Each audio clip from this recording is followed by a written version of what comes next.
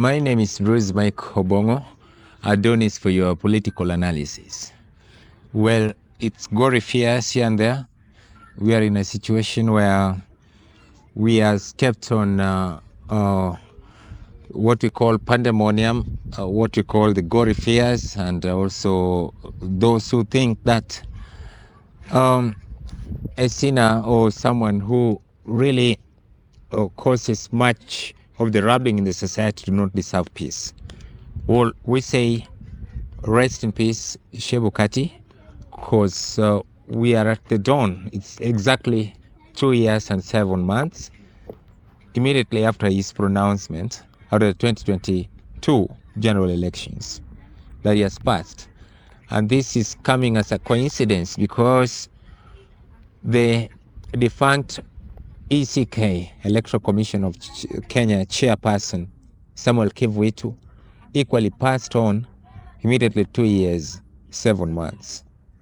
So a tale really needs to be told of what really transpires, what's really the cause of that seat. But this brings us back into what we must really necessitate now to William Samoei Arap Ruto, the President of the Republic of Kenya, that the best way for you to honor Chebukati is to ensure that in 2027 you do accept the results as they are and leave immediately the pronouncement is made, because Kenyans have decided.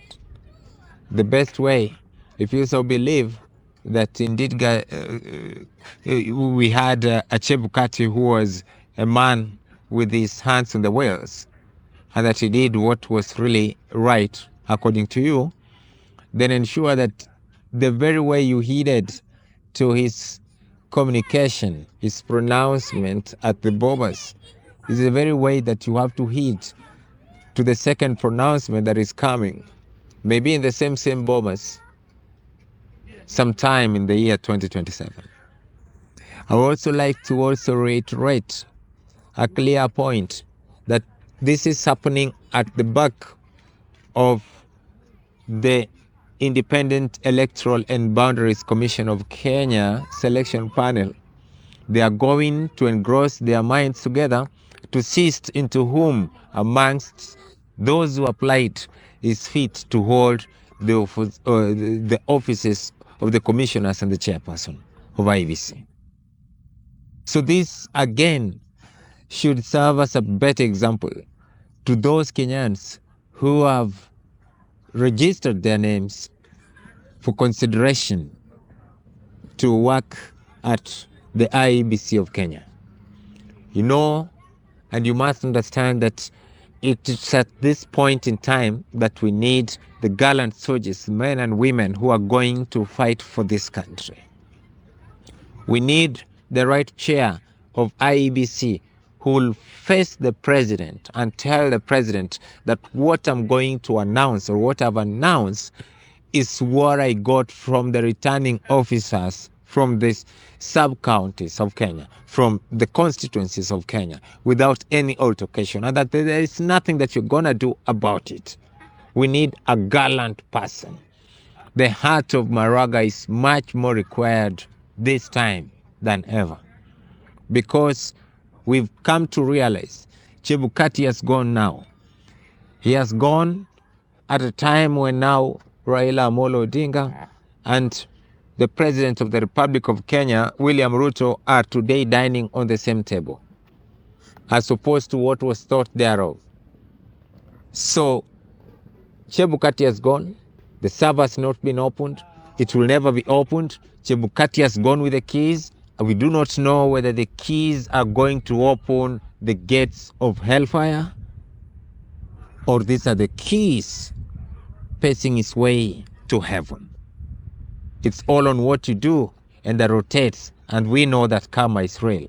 And going back to the Iebc, I think the first trajectory is for us to put a blemish onto these who constituted the Iebc selection panel. There is a big problem at the Iebc selection panel. Number one, why is it that there is no youth represented in the Iebc selection panel? And we are here envisioning, dreaming, thinking of us having a youth represented, our youth of Kenya represented at the IEBC. How can the youths be represented at the IEBC, yet the selection panel itself is composed of octogenarians, people who are beyond their youth? Why is it that the IEBC selection panel therefore stipulates that they need someone with an experience of over 10 years? Let's say, for example, a youth who cleared his studies at the age of 27. You need 10 years experience. It means that you are locking every other person who is at the age of 36, 35. That is very unfortunate. We want a Kenya that is envisioned to champion for the citizenry of the Republic. And that is the reason as to why we question two things. One, we talk about the independence of the IEBC. IEBC will never be independent. It will never be independent. As long as they still get their funding directly approved by the cabinet of this republic, then the IEBC will no longer be free. It will no longer be independent. We want the Gen Zs of this country to fight so hard to ensure that IEBC is directly funded by the exchequer. We do not want the IEBC commissioners to kneel down to the executive for funding. The same thing that has happened in our own judiciary, that has eroded the jurisdiction of our courts in this country.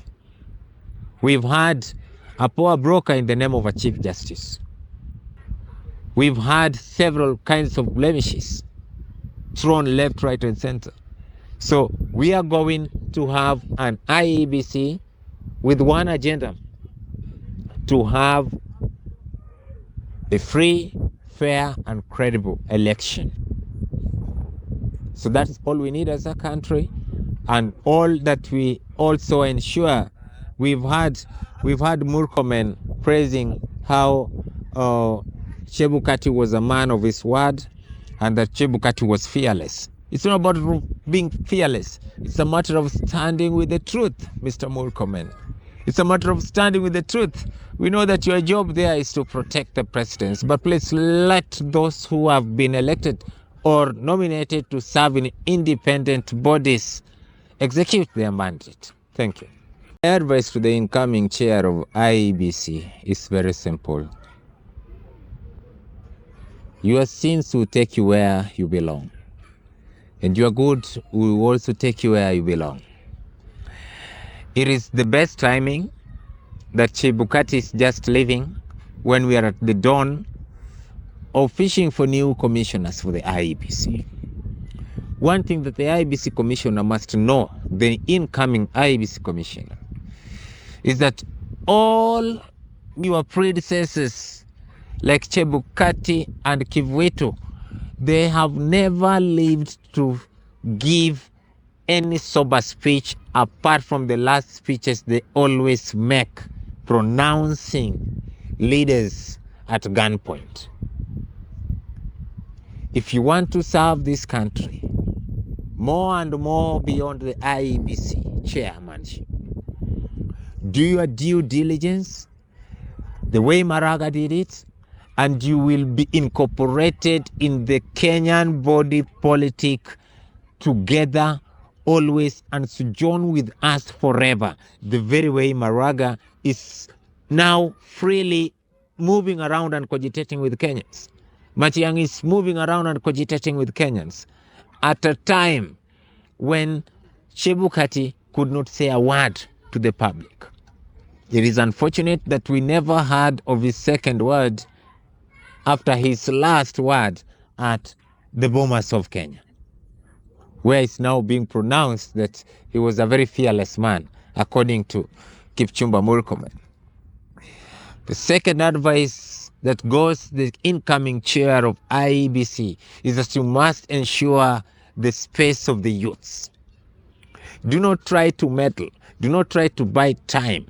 Do not try to be in cahoots with the State House in any way, in a manner trying to infringe on the rights of any young Kenyan, in a manner trying to insinuate that you are being there is going to disenfranchise the youths more.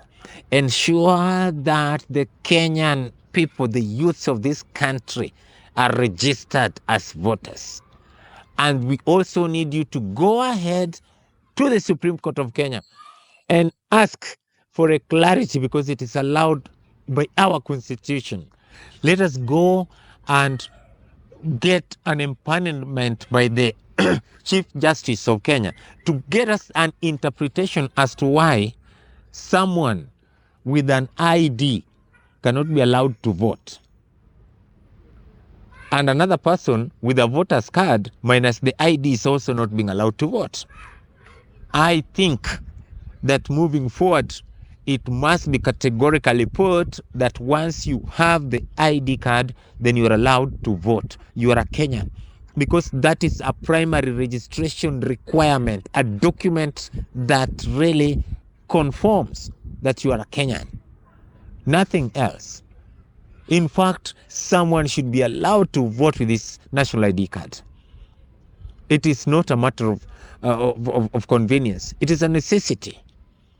We must challenge the incoming Iebc chairperson to also put his things in the offing. We've heard of so many calls from Kipchumba Murkomen here and Oscar Sudi insisting that in 2027 there should be no live streaming of elections in Kenya. That is the highest degree of impunity that we've had in the recent history. We cannot have that. Look at what happened in America just the other day. Before the official pronunciation by electoral body, we had the results being announced by the media stations. We had Al Jazeera with the news. We had CNN with the news. The news was all over. We want a Kenyan electoral system where someone concedes even before the IEBC chair proceeds to announce. That is what we need. We need that kind of a clarity, the black and white kind of a politics in this country. This, as the chair of IEBC, is going to ease in your work. It almost happened in 2007 when the results were streaming in and Raila Amolo Odinga was ahead with 2 million votes. And Chebukati decided to give a blind eye on this. So it is just not possible. Everything is in cachet. The young people of this country are well versed. They know how to even live stream these results. It is possible. This is a digital economy. This is a digital world with digital issues in our country. These are young men who are able to even draft emails and tag all the presidents across Africa to advise them not to put their hands in solving Kenya's domestic affairs at the AUC. So it's easily possible for us, and we are going to appreciate if IEBC, for example, would decide to live stream everything. Isn't the tension? Failure to live stream these things is what catches some people berserk, because the loss comes with a very heavy thud. But the moment you dose them with the actual results that are coming from the polling stations, then who is mad to deny the results? We are going to accept the results. Our only thing that we're asking President William Ruto again is that his best way to honor the late Chebukati is by accepting the presidential results of 2027. Thank you.